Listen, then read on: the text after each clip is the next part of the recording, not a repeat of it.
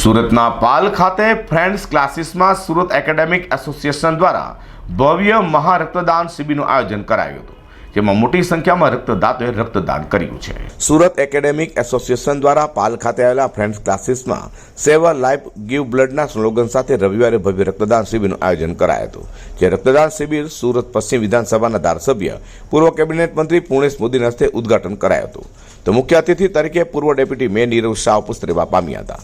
આ પ્રસંગે સુરત એકેડેમિક એસોસિએશનના સતત 25 વર્ષથી વધુ રાસ ગરબા મહોત્સવમાં સફળતાપૂર્વક આયોજન કરનારા સોહમ ક્લાસીસના પરેશ અંકલેશ્વરિયાનું વિશિષ્ટ સન્માન કરાયું હતું।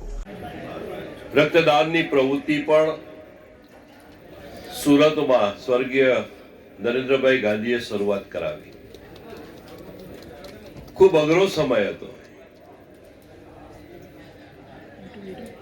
કેટલાક લોકો સોય જોઈને ભાગી જતા કે ભાઈ આ આપણું કામ નહીં,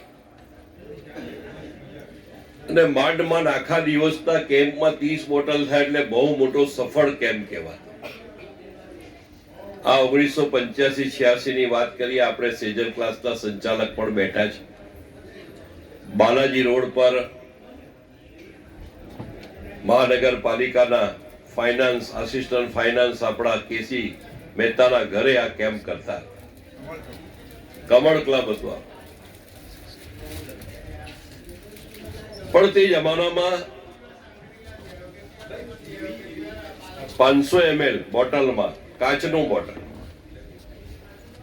અને માંડ સુરત જનરલ હોસ્પિટલે આપણે જગ્યા આપી હતી કે ભાઈ નાનકડું તમારું આ રક્તદાન શિબિર અહીંયાથી તમે રક્ત એકત્ર કરીને શહેરમાં આપો।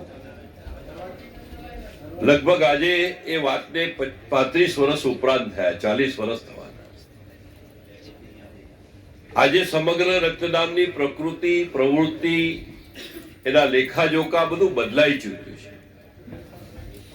અનેક પ્રકારની સંસ્થાઓ, રક્તદાન બ્લડ મેળવનાર સંસ્થા પણ વધી છે। 14 લાખનો 1991માં શહેરની વસ્તીનું આજે 66 લાખની ઉપર વસ્તી થઈ છે। સુરતના પાલ ખાતે ફ્રેન્ડ ક્લાસીસમાં યોજાયેલા સુરત એકેડેમિક એસોસિએશન રક્તદાન શિબિરમાં મોટી સંખ્યામાં લોકોએ રક્તદાન કરી રક્તદાન એ જ મહાદાન સૂત્રને સાર્થક કર્યું છે। અઝર કુર્સી સાથે પ્રકાશવાળા।